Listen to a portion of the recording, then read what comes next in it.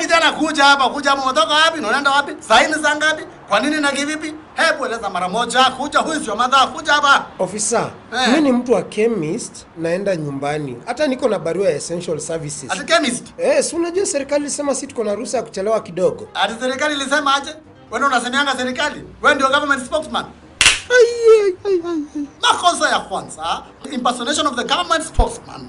Officer, hata wewe unajua hii curfew imewekwa kupunguza maambukizi, si kudhulumu wananchi. Imewekwa kudhulumu polisi, si ndio? Hapana, polisi ndio wanaitumia vibaya. Sasa unanisomea? Yaani umeacha kusemea serikali, sasa unasomea serikali. You are reading to the government. Hiyo ndio makosa ya ngapi? Si hivyo officer. Alafu, kwanza wewe mbona hujavaa mask? Si unajua hata nyinyi maafisa wa polisi mnajiweka at risk ya kuambukizwa COVID, Kwa nini huvai mask? Sasa unauliza serikali maswali tena. You are interrogating the government. Makosa ya ngapi? 3. Tuache mambo mengi kijana. Kwanza nyinyi mmepewa pesa ya COVID allowance. Sisi hata hujapewa, hata roadblock zilifunguliwa. Cheza kama wewe. Ati nini? Leta ile unaleta kijana na uende kule unaendanga. Sina pesa officer. Boss, unaongeza makosa chia ingine. Unajua sisi ni nani bana? I can take you to quarantine anytime bila makosa yote. I can take you anywhere I want. Saizi hakuna katiba, tumesuspend everything. Unajua sisi ni nani? We have powers. Sisi ndio Kenya police. Unajua kutembea bila pesa ni murder case. Unataka kuwa serikali na njaa? Hebu Thomas nikuone kinyangarika hii. Utasema hiyo mambo yote mbele. Kuja haraka, tembea. Kaja kubwa tena. Alafu ofisa unajua ufai kunikaribia hivi na hata una mask. Unajuaje kama niko na COVID? Unaishiki witi kwa kama mimi, twende wewe.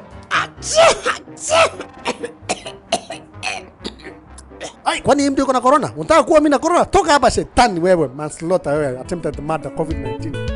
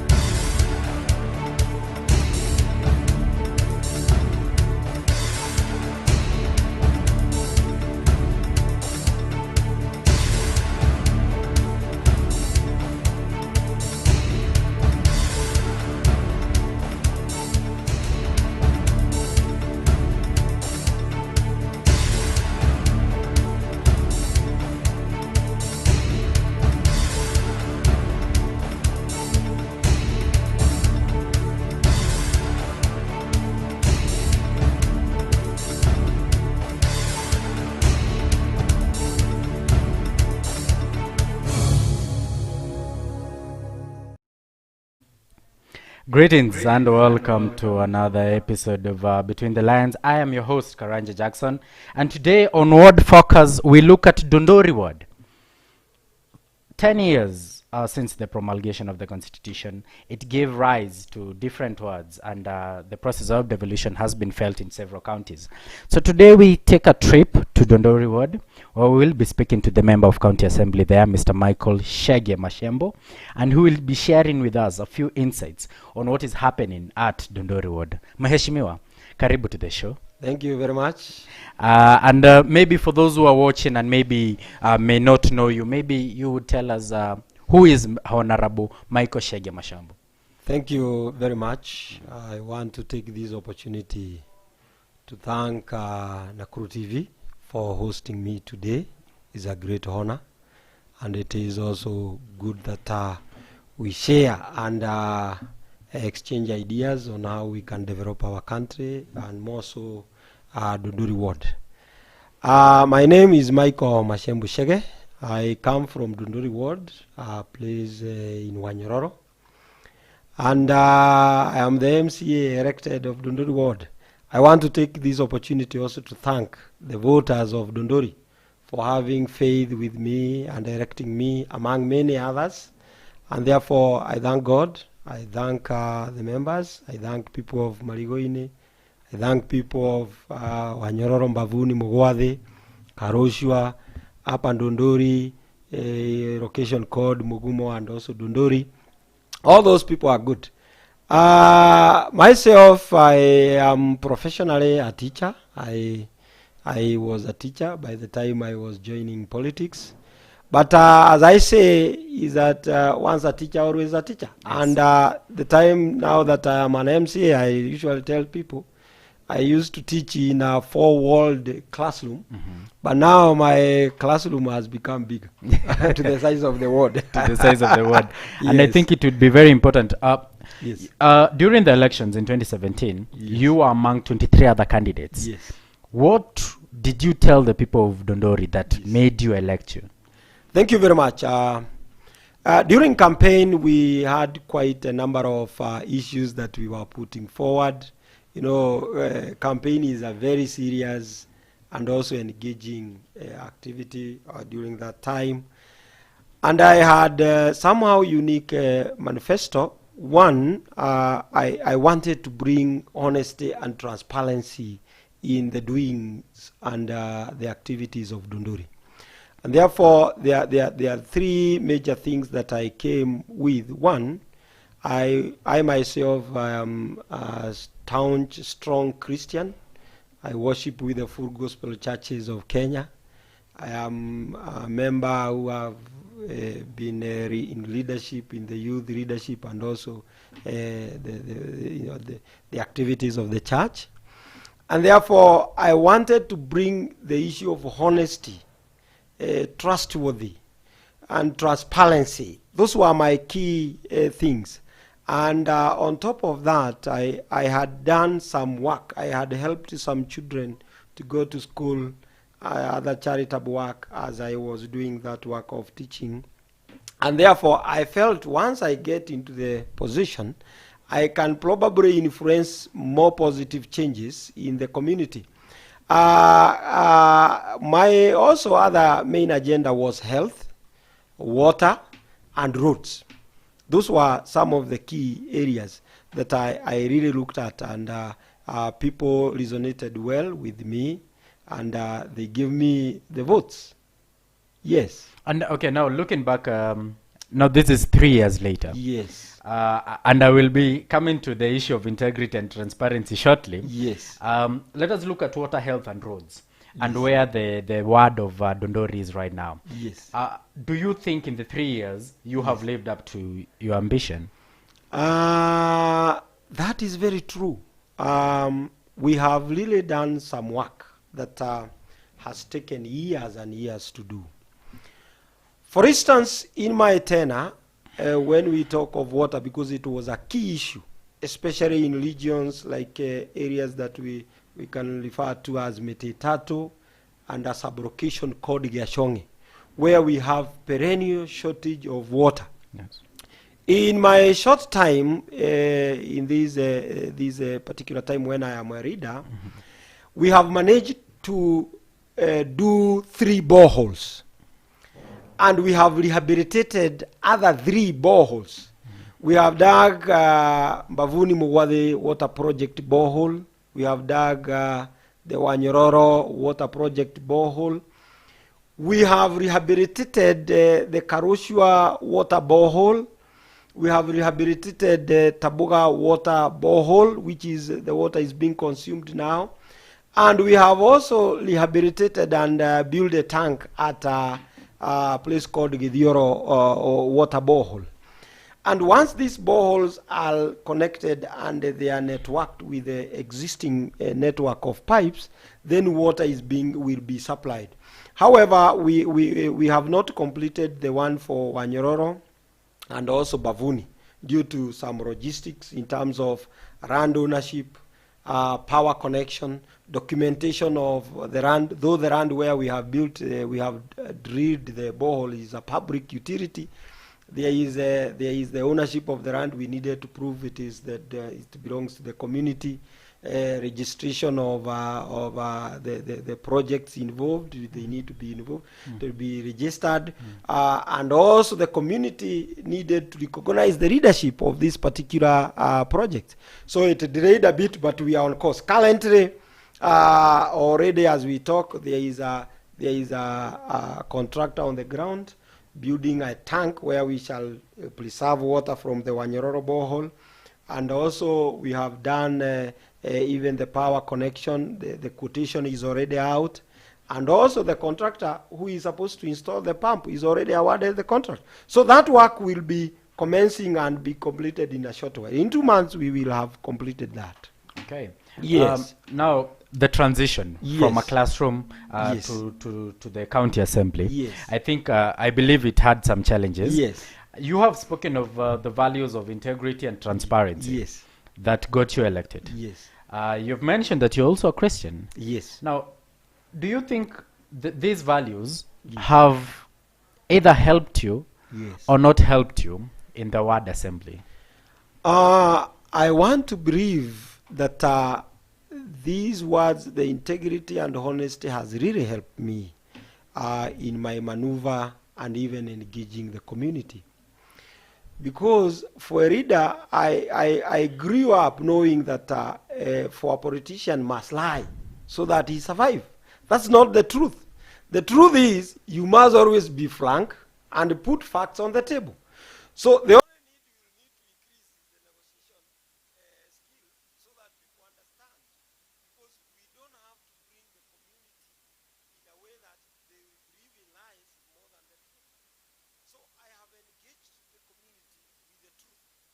And this has not blended well with some of the members and the cartels that existed for quite a long time, especially in Dundori, whereby they believe that anybody must come and must eat, must be corrupt, must take broths, must take other public utilities in theirs. So I have gone at loggerhead with some few people here and there. So those who thought that probably they could support me so that we kind of invade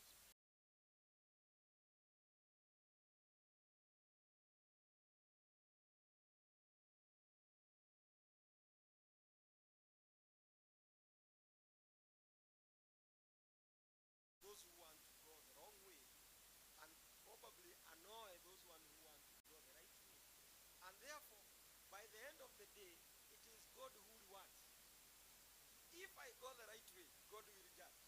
If I go the wrong way, God will judge. But so far, people have appreciated that politics can be done in a more of a honesty and a bit modest way so that we are able to move forward. And it has really helped. I can tell you for sure that people are able to say, if you are corrupt, don't go near Machembu. If you are not straight, don't go near Machembu. If you want crooked ways, don't go near this particular person because he doesn't that way. And most of them, my friends, are church elders, pastors. Although I friend with everybody, everybody we are able to friend so well. But to take your word is that honesty pays, be trustable pays, and people build trust. So that even if you tell them, I'm not able to make this road, I'm not able to construct this road, they should be able to listen to that. Because for me to do it, then I need money, I need financing from the government. However, I'm doing all the roading that I can do, get the resources back at my place, and we are doing quite well in terms of development. And I want to say that the work we have done, especially in water, combined of all the leadership that has existed, they cannot match what we have done in 3 years. Probably we have approaching the 4. Yes. So we are doing well. We are doing well.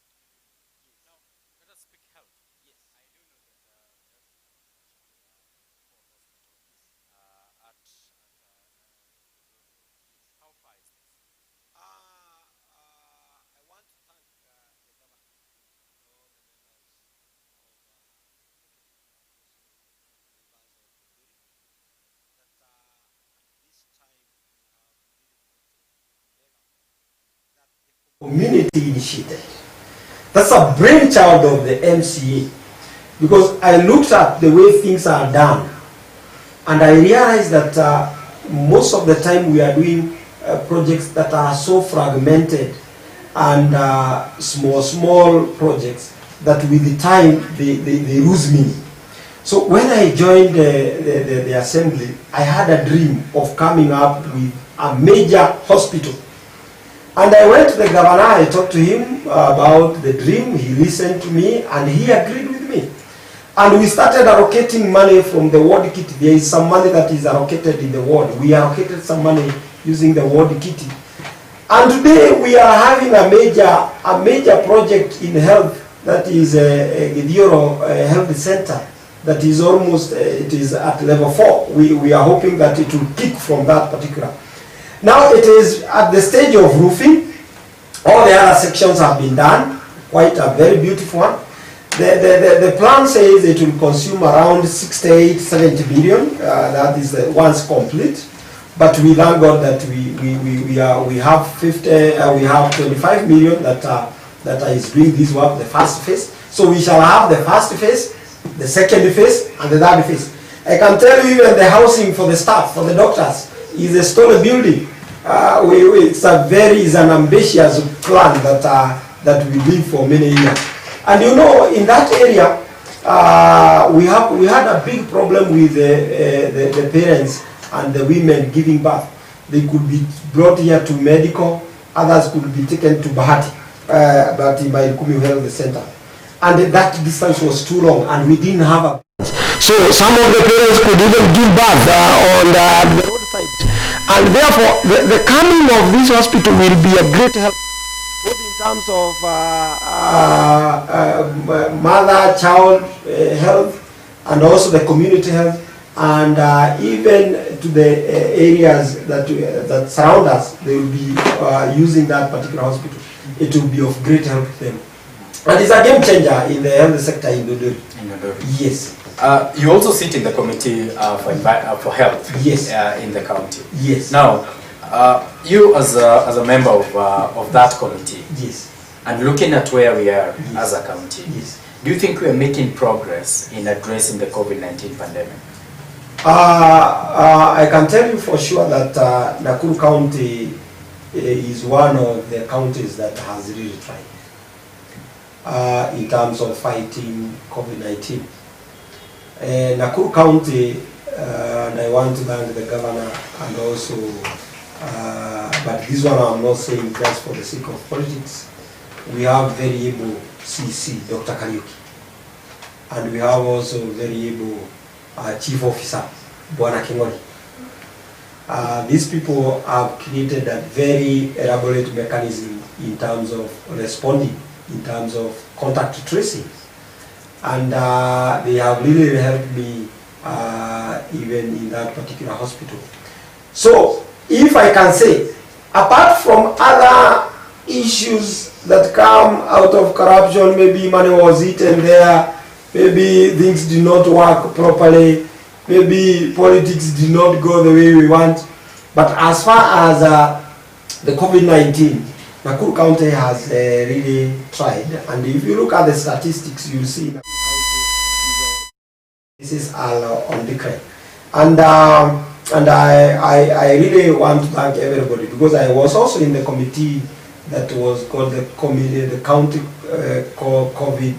county emergency COVID committee that was created by the assembly to try and oversight some of the few things that we needed to streamline.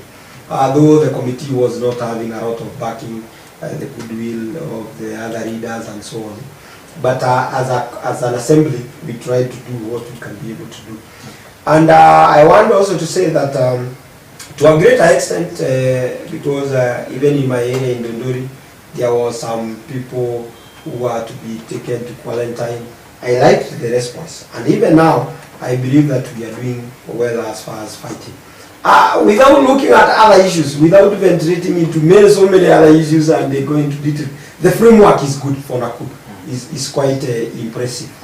Now, speaking of leaders Yes. and the addressing of the COVID-19 pandemic, Yes. of late we've been noticing and we have been seeing on our televisions and even witnessing Yes. leaders, political leaders, Yes. completely oblivious of the COVID-19 protocols. We have seen them congregating Yes. in different places. We have seen them having roadside gatherings Yes. where members of the public have been coming to listen to what these leaders are saying. Do you think when you look at this and then you go and now like right now we are witnessing a decline in the numbers? Yes. Do you think that now we have thrown caution to the wind and you have said now let it be?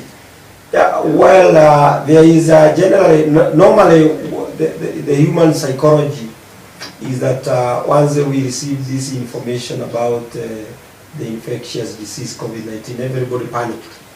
And then everybody took a bit of time to observe how is it biting.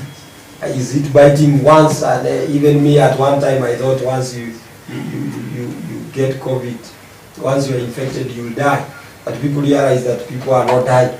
They realize even some of the people are being told that they are sick, but they are still going on with their normal work. So the perception started changing, and the fear that was there started going away. But it is not good, though that is what's happening. That COVID is real, and it is there. Though I tend to think that also the government exaggerated the whole issue. Either, I don't know whether it is for the sake of funding or for what. The way the message came, it came with a lot of hype in a way that everybody was made to fear, as opposed to getting the right information. And you see even the way the protocols are changing, that now we will not be burying people, this dead person cannot infect a living person because the virus, I don't know. We even again discovered that at one time that a person who has taken more than 14 days cannot be able to transmit the disease.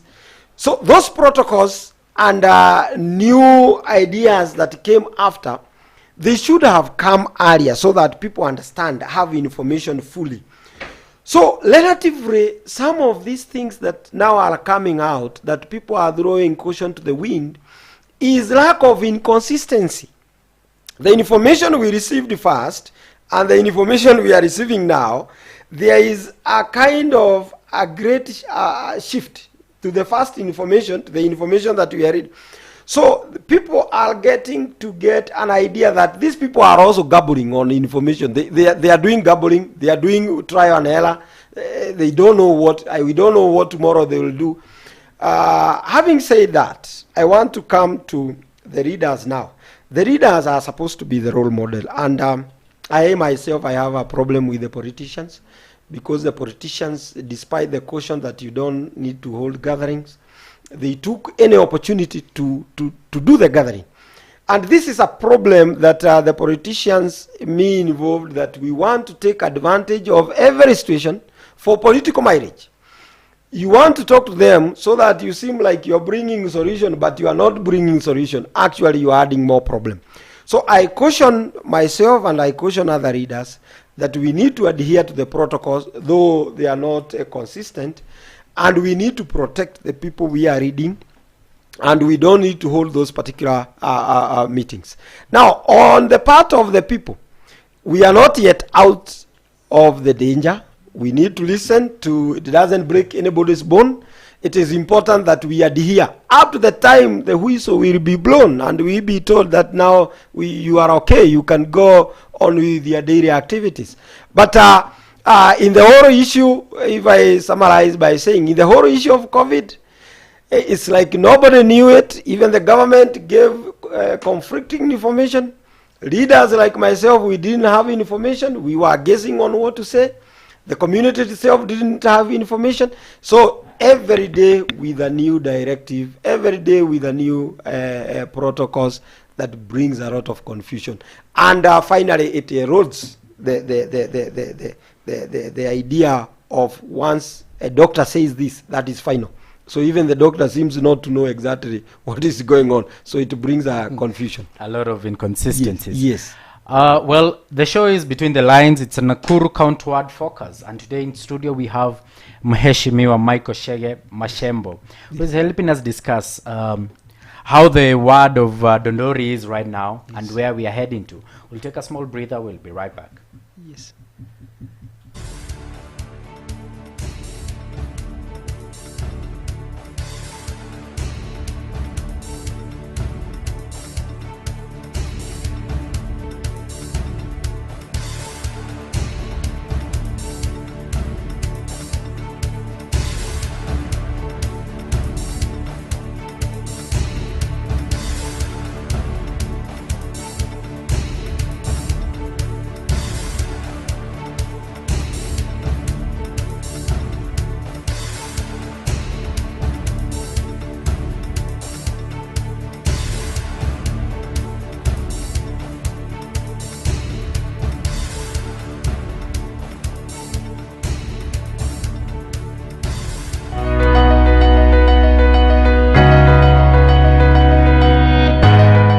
Vile COVID-19 ililand in the 254, kila mtu aliingia panic mood. Ministry of Health ikapewa responsibility ya kuensure hii rona haijasambaa. Sema mabudgets nono kuwekelewa, yani hadi CS wa health akakuwa celeb. Briefing zake za updates za COVID zikawacha kuwa maneno tu, kuna hadi marimix za mangoma. Unacheki vile COVID ilichapa kuchapa. Wadhamini wengi walidandia kusaidia. Donors kama IMF, World Bank, Jack Ma Foundation, wote walichangia kwa COVID fund. Kuongezea, makampuni za Kenya pia zilichangia, na hizo do zote zikawa zinamanajiwa na Ministry of Health. Lakini Kenya ni wapi? Pesa za raia kama kawa humezwa na kutumika vibaya bila huruma. Una-imagine mko katikati ya noma na corona, then unasikia kwa media vile do zote za kudeal na corona zinatumika vibaya. Do zinafaa kuwa zinasaidia watu, zinamezwa tu na njia zieleweki. Lakini hebu tujiulize kama wa Kenya, tutaendelea kusafa hadi lini juu ya watu tu wachache wenye hawana utu? Wanajibenefit wenyewe time kama hii na watu wanaumia. Lazima tustopishe hizi injustices. Sisi wote tuko at risk. Hii ugonjwa haibagui. Hatufai kukubali watu wachache waibie raia. Kwanza pesa inafaa kutumika kutuokoa sisi wote from hii janga ya corona. Lazima tuungane na tudai accountability. Viongozi wetu wanafaa wajue, tukasema tunadai transparency, haimaanishi waongeze size ya dirisha za ofisi zao ndio tuwaone zaidi tukiwa nje. Inamaanisha wakuwe open na accountable to raia on vile wanatumia ushuru tunalipa na jasho yetu. Na wale watashindwa ku account vile wanatumia do, hawafai kukalia ofisi ya raia tena ever.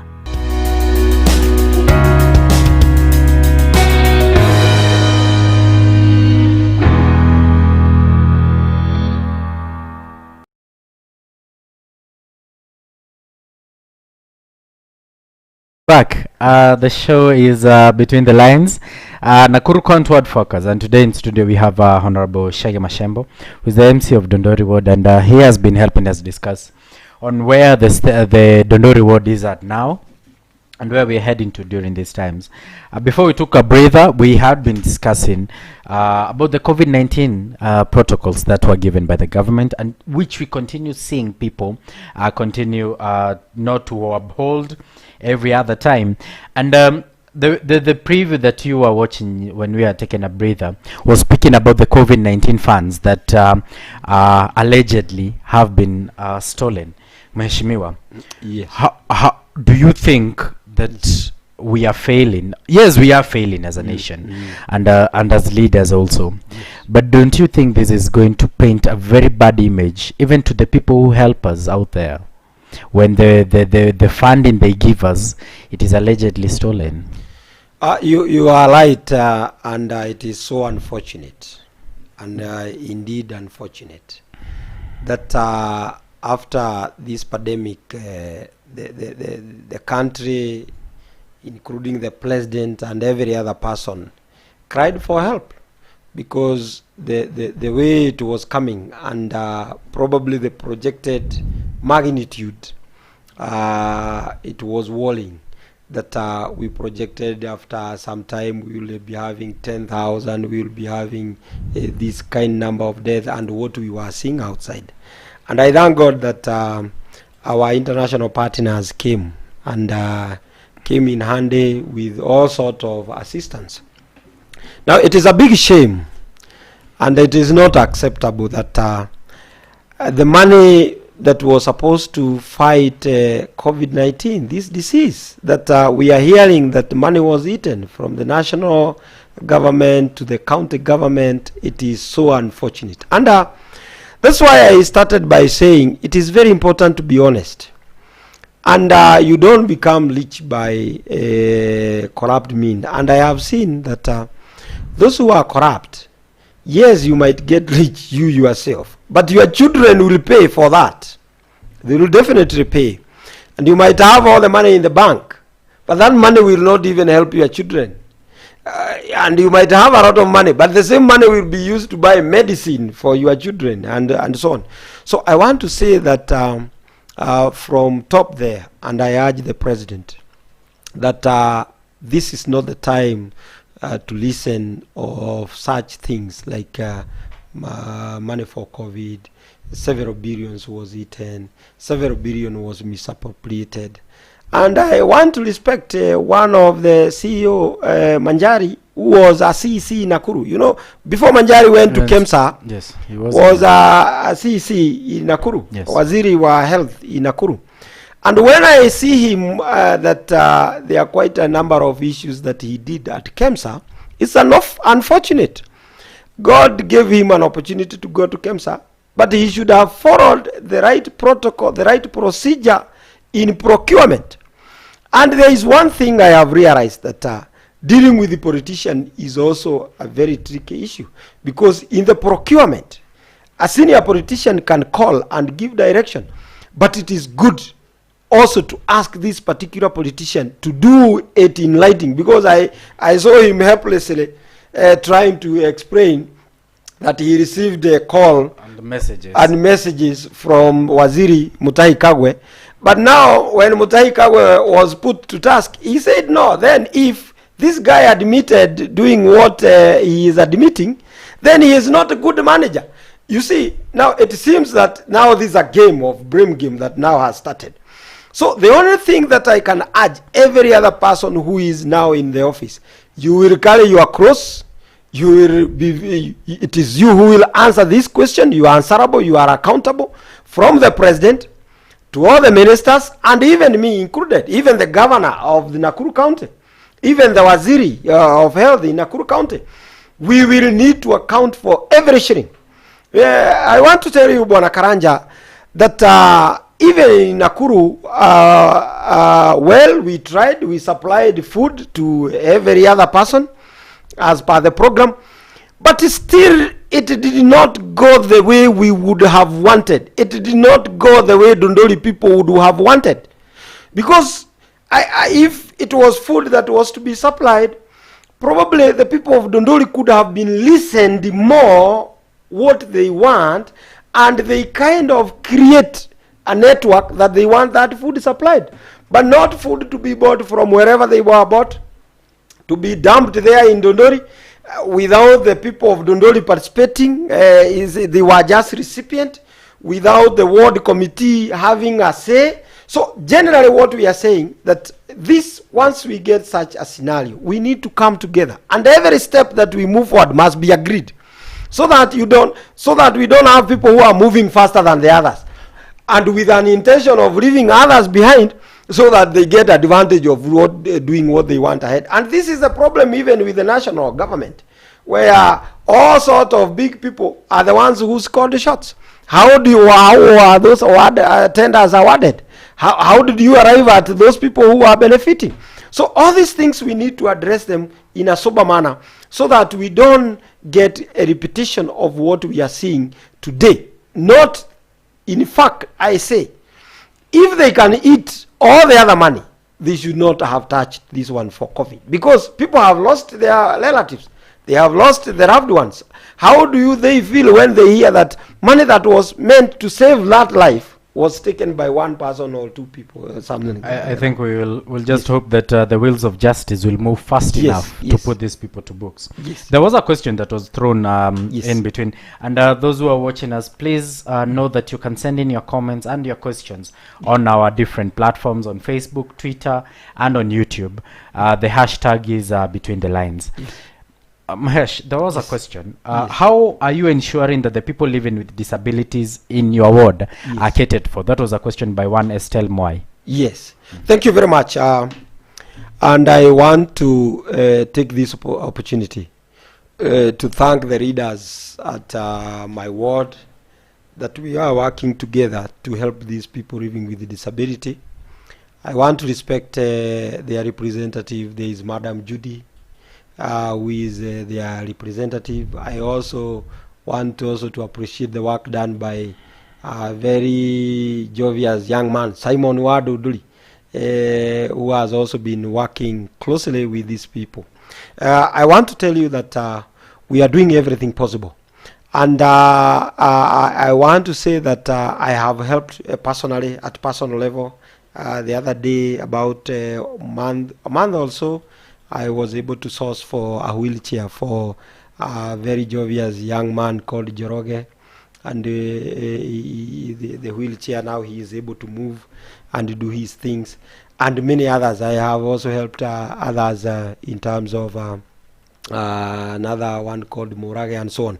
But without dealing with an individual, we are saying that I engaged. Once I got in, I engaged members of the community and the readers to record and document all the people living with the disability, so that we investigate and look at whether they have the right documentation. Because the government recognizes a person with a disability if he has the right documentation. Some parents are hiding their children, and even the neighbor is not aware whether this mother or this family has a person with a disability. So we are carrying out a civic education to tell them that it is not your fault to have given birth to a person living with a disability. So bring this information out so that we can go look for help. We can register this person. He can be able to get, this person can be able to get the ID, the person living with disability ID, so that when the government is having any help, you can be recognized. There is what we call the cash transfer. That is what being done by the national government. The county government actually did good thing that we were able to assist the people living with disability with food and some token. We were also able to in the previous year, last year, we were able to give them, those who are in the groups, depending on what they want to do. There are some who are supplied with materials to help them rear chicken, poultry keeping. The others who are doing some horticultural issues. The others who are rearing milk, those goat for milk. And we are trying to assist them as much as we can. And specifically in Dundori, I'm in touch with them. We are one. We are moving ahead. Yes. Just the other day, we found out that there is a waterfall in Dundori. Yes. And it lies squarely in your ward. Yes. What are you, as the member of County Assembly, going to do or doing to ensure that this place now starts attracting tourists? Thank you very much. And sometimes I'm impressed by the turn of events. That fall has been there for quite a long time. And since we were young boys. And also, there is also a Machembu Waweru from Lanet Umoja. He grew in Karunga, near where the waterfall is. And these young boys, we could go and remove clothes and bathe there. And it was fun. And also some of the water that has gone to Kabatini, the intake is there. So even the Kabatini people and Dundori people used to refer to that place as intake, because that is where they have gotten, the pipes are there. And during these COVID times, I think people from outside and also readers started now not moving very far. They started strolling around, moving around. And then all of a sudden some of the people noticed it. And once they noticed it, that is the time now it came to be said that a fall has been discovered. So in one way or another, COVID came to help. That is how that thing was discovered, because people started scouting for other recreation areas, because the normal recreation areas are becoming dangerous. And people are told not to move near each other, to keep social distance. You don't go to other places. And also Nakuru National Park, the lake is also, the water is swelling. So people started looking at alternatives. And that's how we came to discover Dundori Fall that was discovered. Let me tell you, because I have also visited that particular place. It's a nice place. And what we are intending to do, because even Mheshimiwa Kimani Ngojiri was there, and we held a kind of public participation to try and give a name to this particular fall, because it is between Dundori ward and Kabatin ward. But also it is in Raja Bahati constituency. To an extent, it is now a tourist attraction site that will benefit even Nakuru County as a whole.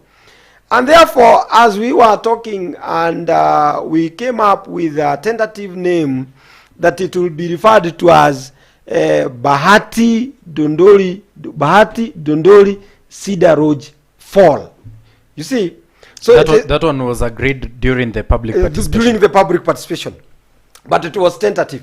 You see, now it is trying to capture. The name is becoming too wrong, because you see, it is Bahati Dundori Cedar Rouge waterfall. So it is getting Dundori, it is getting Bahati, it is getting that region where there was a Mzungu who was used to stay there. That place was referred to as Cedar Rouge. So it is trying to encompass and be inclusive, to include all the names. But if I was asked, it could have gone straight to Dundori Forest Waterfall. Dundori Forest. Now, yes. Now that the participation was done, yes. Have you started measures of ensuring that the youths around the place will benefit? Because that has been a question that has been thrown to us. Thank you very much, Bwana Karanja, and I like that question. And I also sat down with a group of youth, and we were trying to look at how we can benefit the youth using the same. But however, as we were trying to look at that, there was one challenge, that the fall is inside the forest.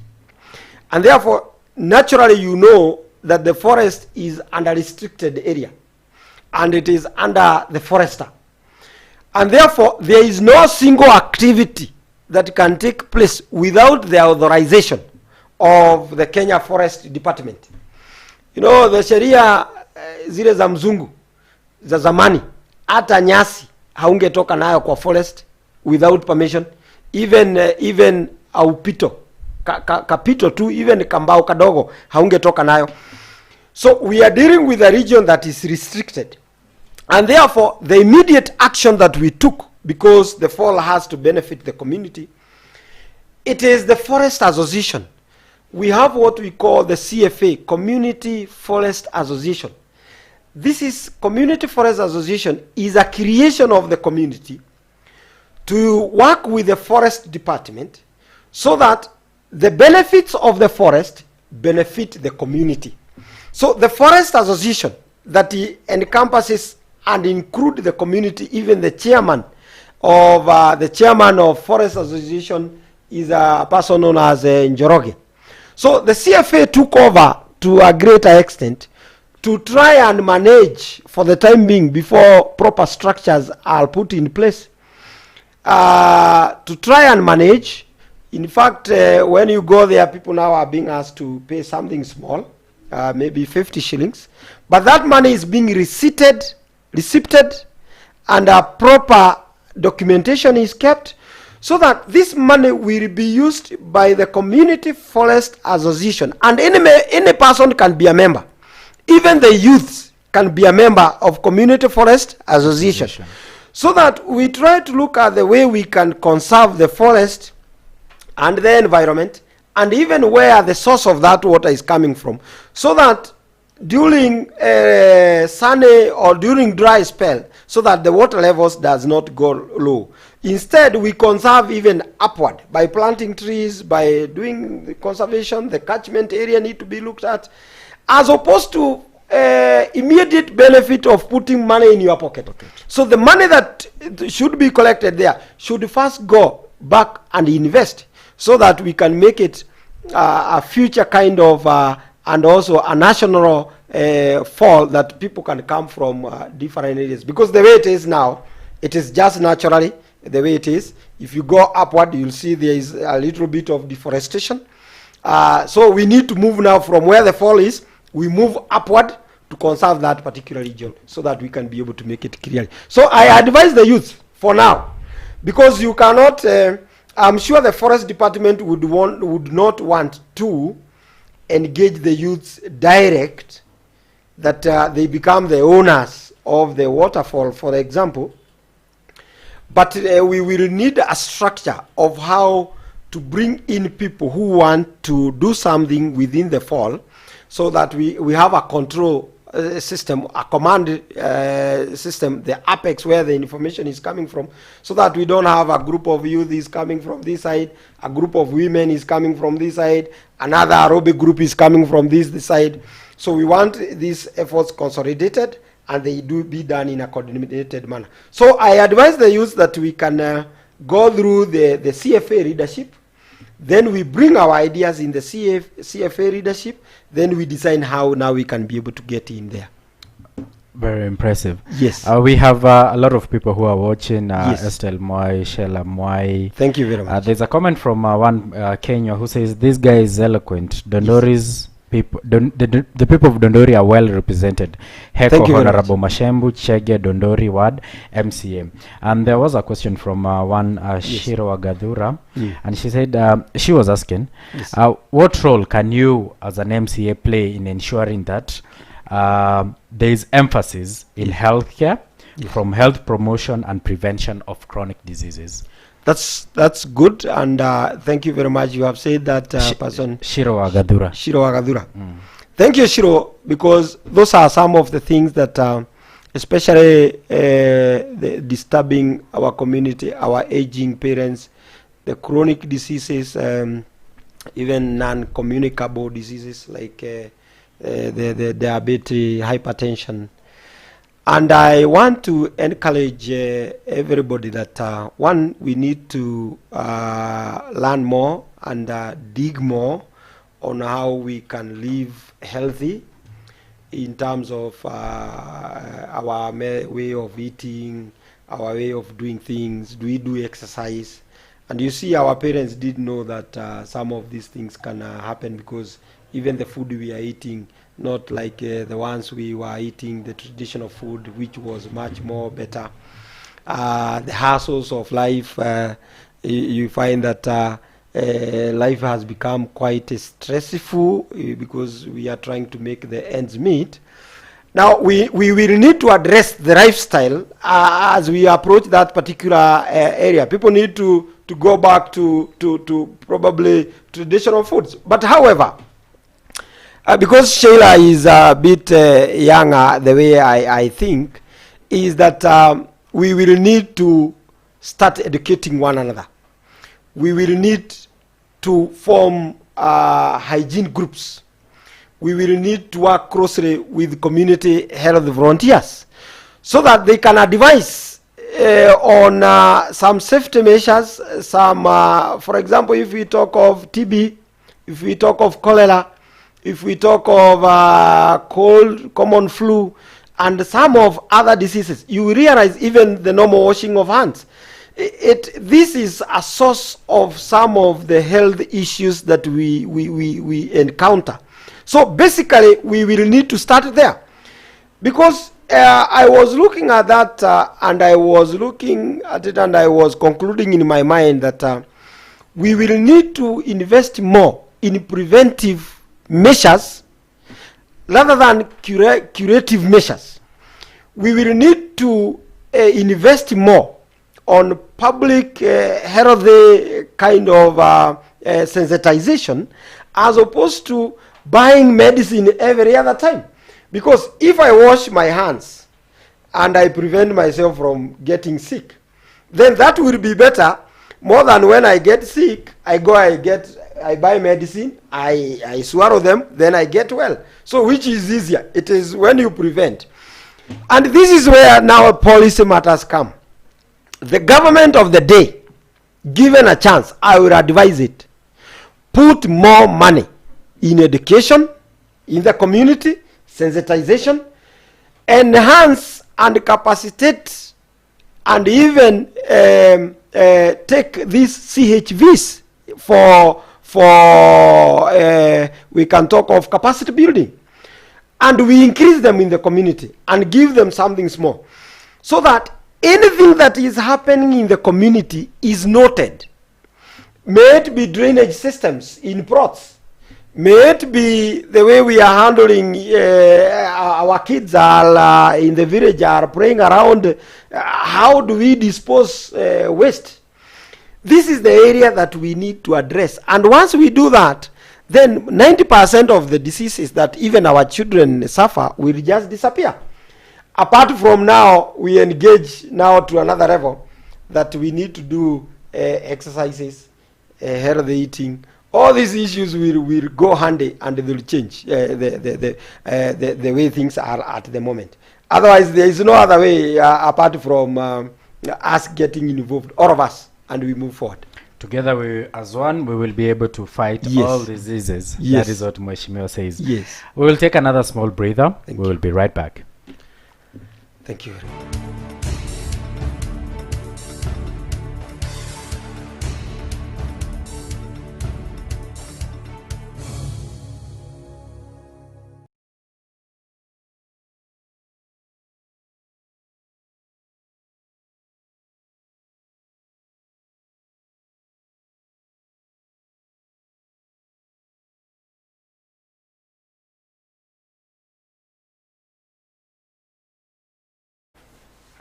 Welcome back.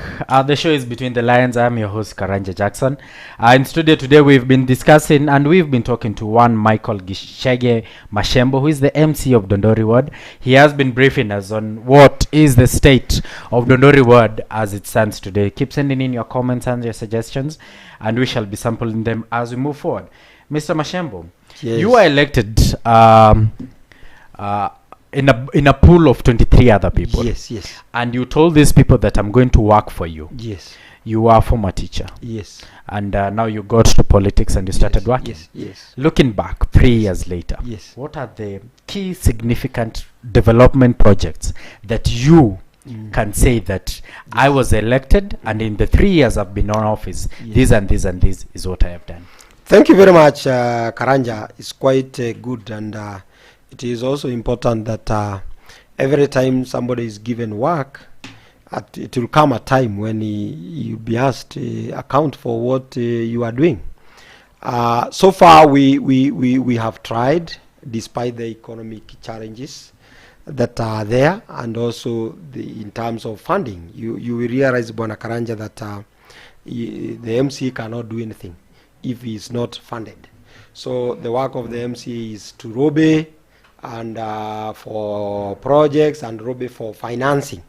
So far, Bwana Karanja, we have really tried, and in Dundori Ward, we have really done a lot of work as far as the roads are concerned.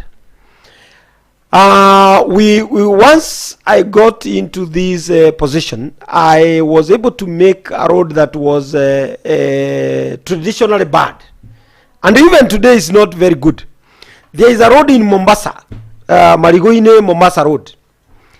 That road was completely impassable by the time I was getting into this particular position.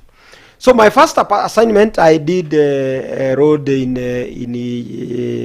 ACK, Garo, Kwangede Road.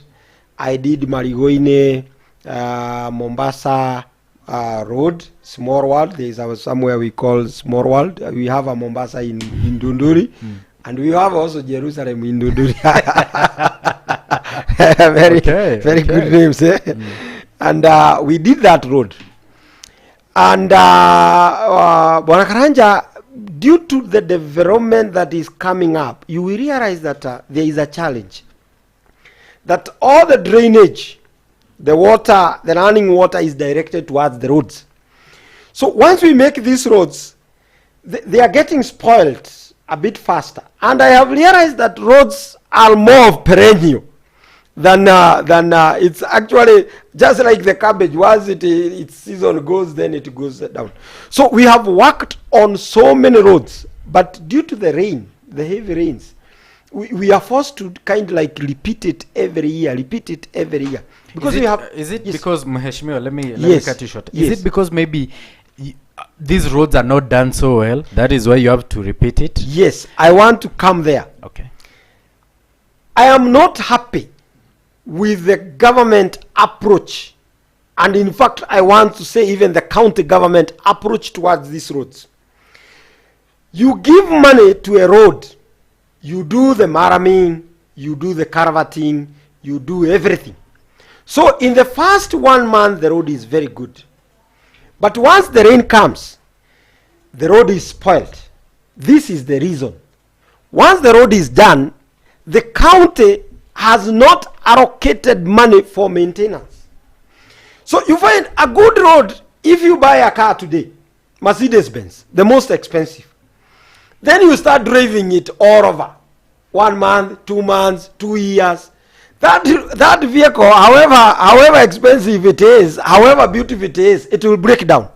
Because you will need to service it, you will need to maintain it. This is where the problem is. The county has not allocated even a single shilling to do the maintenance. So once the road is done, once Maram is done, the road is left. So there is croaking, there is a problem of drainage. The villagers, some of them, because a villager, a member of the community want to get to his home, probably there was no caravat, he comes, blocks the whole thing, water is diverted, some water was passing through your shamba, you divert it back to the road. So you realize that once this is being done now, it is being done when the contractor is already out of the site. So finally the road gets spoiled. So the major reason why these roads are is because there is no money allocated for maintenance. There is nobody who is following the maintenance of that road. The community don't want to do the maintenance because it is not their job. The MCA cannot be able to continue maintaining because there is no money for that allocated for maintenance. So the road is left 1 year down the line, the road gets spoiled. So I wanted to say that we have done a lot of work in roads. In fact, let me tell you, Karanja, there are some areas in a region called, places called Karushwa, where we have open roads that were never opened, around 10 kilometers in Karushwa. We have done roads that were never done since time immemorial in a place called Kiamunyeki, where we opened. People are living in very funny, they were passing through funny regions. In fact, if a person died, he could be probably be brought to the nearby, to where there is a road using gunia. These days, even the borders are going there, the border are able to go there. So we have really done a lot of work with the roads. And I want even to put, to say there is a road that was done by Kimani Gojiri. But because of drainage, that road is again getting spoiled. So in roads we have done a lot. I want to come to health. I am proud to say that during my tenure, health sector is improving. We have managed to build a hospital in every sub-location. In Dundori we have 5 sub-locations. But in Upper Dundori we have Dundori Health Center, and we opened an outpatient wing, a very nice one, with the governor just last week. But there was an outpatient wing that we opened, which will really help people of the Upper Dundori. We have Kewamu, God is good. I was able to lobby for an ambulance. Now we are having ambulance that is serving Dundori people, and we have never had an ambulance. That's quite a great achievement. In fact, so many women have congratulated us together with the governor led by Rick Nyanjui, that now they are able to be rushed to PGH within the shortest time possible.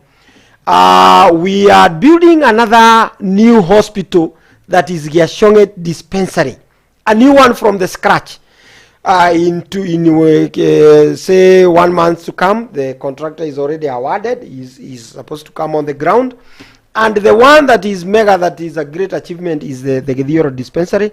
The one you mentioned is quite good. It will be our referral for the Dundori people and also Bahati people. They will be referred there.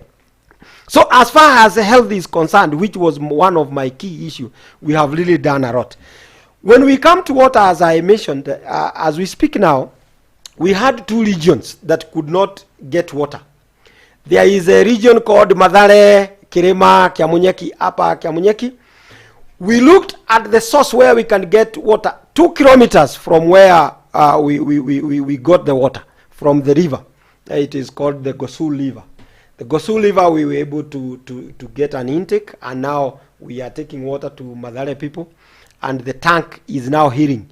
It was finished on construction. It was finished on Friday last week. So that tank will act like a reservoir. Therefore, all the people who are not drinking water, piped water, they will now be supplied with water. That is in Karoshua. I want to tell you, we bought a pump that is able to pump about a height of 1 kilometer upward height. And it is pumping water to the highest point, so that now people of Karosho can be distributed water. So in terms of water, we are doing quite well. We have given pipes in Taboga, in Menengai water project. We have given pipes in Bavuni Muwade water project, pipes in Wanyororo, we are giving them in Kiamunyeki, Upper Kiamunyeki, and we are doing quite well. But my major point is that I want the people who have been suffering, the people of Metetatu, the people of Giashonge, those ones I'm looking and I'm laying very good strategies. They will never talk of water again, because we have dug 2 boreholes that is directing that water towards that particular region. So in Upper Dundori, you know, it's unique. In Upper Dundori is where most of the catchment area is, but the catchment areas are always on the lower side. So people of Dundori don't have much water as we think. It's a unique problem. You tell a person that you don't have water, yet much of the water that is being used by people downward is coming from your place. But it is because the catchment areas are down and people are residing up. Therefore, these people are forced to go and fetch water down there. We have a very elaborate scheme that we will pump that water. We are digging a borehole at the highest point in Dundori to supply water to those particular Dundori center. We have the Kanyorere water project, Kimai water project, Kamburi water project. All these projects, we are looking at them, and we have sat down with the leaders, and I know we will be able to overcome this, because it's a big issue. In terms of education, because it's good I highlight, we have done so many classes, ECD classes. I think since the time the readers came, I have done 10 ECD classes in the 3 years, more than all the other readers combined. I have done 10 classes in this period that I am in leadership. Now, I have also lobbied for 7 ECD teachers to be employed. And I forgot to tell you that we lobbied for 3 nurses to be employed from Dundori. I went personally to the governor, I went personally to the board, and I told them this time we need Dundori people to be employed. So we lobbied for 3 nurses. Currently, they are the orientation so that they can be they can be posted where they are supposed to go, and we are proud of that. So I was saying, in Dundori Polytechnic, we have built a dome so that Dundori Polytechnic, it was a day. People could come and go home, these young men. But now we build a dormitory. Now these people are supposed to be there. And this is a game changer. It's a game changer in terms of how Dundori Polytechnic will be run, and we are moving on well. So those are some of the highlights, apart from other social activities that we have done that has really helped the community at large. My scorecard, though it is quite, a person does not speak for himself. Yes. I am letting myself not badly. I'm at least 70%. By the time we are finishing the 5 years, I know my rating will go up to 80%. I think And we will be able to move. the people of Dundori will give you that scorecard come 2022. Yes. We have Monica Njoki who says, actually this guy has represented us very well. Yes. We as Dundorians, we are very proud of you. Yes. Monica Mamatosha. Thank you very much. Thank you. Let us look as we are winding up. I want you are a member of the Jubilee Party. Yes. That was the ticket that you got elected by. Yes. And I want us to look at just a national outlook as we wind up. Yes. Are we witnessing the end of Jubilee as a party? Now the scenarios are very interesting. I must admit that there is a problem in Jubilee. Because what you see, the Kikuyu say, Mushini dogo. So we can see the Jubilee House, but what is happening there, the noises are coming out now. If they kept silent, then we could not have known much, but there is a problem. And I believe at one time, the president and the deputy deviated in terms of what is my immediate need. So the immediate agenda for the president is legacy. That's what he wanted. But now the deputy president, being a politician, he could not have waited until the whistle is blown so that he start telling people, I'll become a president. So he started creating his own territory or moving and let people know. And I don't blame him, because that is normally what a person could do.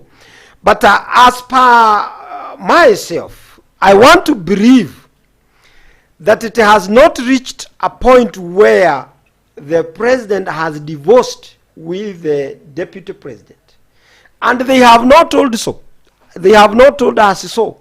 So I believe me, I'm a Jubilee strong person, and I support the president, and I support the deputy president. They are the leaders of this Jubilee party. However, though we can see there are some problems, these problems can be solved. Because you don't know what the president is in his mind. You don't know what is in the mind of the deputy president. But I want to challenge the people surrounding, the people around these two, are the ones that are making things look worse. Look at the shouting of Murukomen. Look at the shouting of Murade. Look at the all kind of nonsense that are surrounding there. And you see the problem now again, the two leaders are not coming out. You, deputy president, you could have told Murukomen, shut up. The president, our president. Yesterday, yes. Amidst all this, yesterday the deputy president came out and called out the members of parliament who were uttering things that bordered on hate speech. Yes. And he actually said that there are other better ways of expressing anger. Yes. And it doesn't have to be in the line of insults. Yes. So are you telling me that they would have done this maybe a bit earlier? I agree with you that they should have done earlier. And the reason why probably deputy president is coming out, it is not because of his soldiers. It's becoming out because of the soldiers on the other side, the likes of these CS to forestry, Tobacco, is becoming out because of these other gentlemen, internal security. This guy called Dr. Matiangi is coming out because of others like that. So if you read between the lines, he's not telling his troops. It's actually between the lines. He's not telling his troops to stop. He's telling the other troops. In fact, you are not politicians, therefore you cannot come out in that line. So I'm squarely talking the rights of Tobacco and Matiangi. That one can be handled in one day. It's just you are a civil servant, probably you are an appointee of the president. You are supposed to work professionally, so don't go that way. But the button or the bottom line stops with the politicians Uhuru has his line of politicians. Ruto has got his line of politicians. Those are the people that are supposed to be handled and cautioned. Once those keep quiet, the rest will just disappear. I tend to think so. So they should do that for the sake of our country and for the sake of continuity, peace, love, and unity. Then we should move. But I tend to think that things will be getting worse. I don't think that things will be better any other time. So the earlier we start getting accustomed to these problems, the better. Because But do you think do you think now, you as an elected leader, Yes. that leaders have a role Yes. in shaping even the perception that the Mwananchi has? Because I believe, Mheshimiwa Chege, Yes. you do have people that follow you Yes. back at home Yes. in your ward, and they will listen to everything you say. Yes. And now these kind of utterances that Yes. are being thrown back and forth between leaders, Yes. having been here in this nation Yes. that was rocked by civil violence Yes. in 2007, Yes. do you think that we need to tone down even our rhetoric as leaders? Yes, absolutely. That's what we are supposed to do. Because out of our selfish agenda, because I don't want it to appear like it is me who is selfish, I bring other people. If a reader has a complaint, most likely he will influence other people who will not want to think much. They will only listen to what the readers are saying. If today I want to create a problem in my village, I'll gather some young men, I'll gather some ladies and gentlemen who will listen to me, and we will create a kind of a scene out there that these are my followers and they are not happy of this. So I want to say that despite that there are some few challenges here and there, these challenges and this unrest, even the violence that was witnessed in 2007 and the years 2008, 2007, it's because of the leadership. If readers want to unite people, they can. Today, if Uhuru says, Ruto is my friend, and we will move together, you will see all those problems will diffuse. If Raila says, my people of ODM, I want us to go through this route, you realize that people will follow that route. But if you bring a situation that is confusing and confrontational kind of approach, the people we read also adopt the same. That's where the problem is. So this country, the unity and disintegration of this country depends on what the readers are doing and are saying. If they want to say moto wake, moto unawaka. If they want to say moto upoe, moto utapoa. And people are ready to listen to their readers. So God will judge us because we are the readers. If this country gets spoiled, it is not the Mwananchi. Don't be cheated. It is what the readers are saying. The meetings we are holding at night, the words we are using when we are moving around the market, the words we are saying when we say our communities are marginalized, when we say that our communities are not benefiting with this and this, this is where the problem comes. And it's a bad scenario. It's like a dad complaining in his own house that a certain son is bad. He'll be beaten by the other sons. Yes. We have Agnes Kabui all the way from Mirera, Naivasha, who is watching. Mwange Maina is also watching, and the many other people who have been following this good discussion about the state of Dundori ward, and also the state of our country. Yes. So as we wind up, Mr. Machembu, what is the last word you will tell the people of Dundori and also the listeners and viewers who are watching you? I want to start by telling them thank you because of them being good citizens in Kenya at large, in Nakuru County. Nakuru County is known to be an agricultural region with a very big road network. By the way, Nakuru has a big problem of road network. The road network in Nairobi has got a network of around 1,500 kilometers. Kiambu has got around 1,300 kilometers of road network. Nakuru has got the highest, 8,000 kilometers of roads network. So even the money that we get is quite little. So I'm saying that Nakuru has got very hardworking people, a lot of food in Moro, a lot of food coming from Dundori. Well, I urge them to continue working. Agriculture is very important in our region. Specifically in Dundori, I want to thank them because they have faith with me. And I want to assure them that they are well represented. My business is to represent the people of Dundori. And in so many areas we have done so. So where there is some challenges here and there, I beg for patience so that we deal with those particular issues, especially roads. We have done so many roads, but still we have not finished doing these roads. So I call for patience, especially during these rainy seasons, and I believe together we can be able to move. If there is any challenge, we can always put our heads together and we move forward. More so is that God is above all. So everything, let us trust God, and He will always give way for us to get a solution. I want to note that at the moment we have a serious challenge.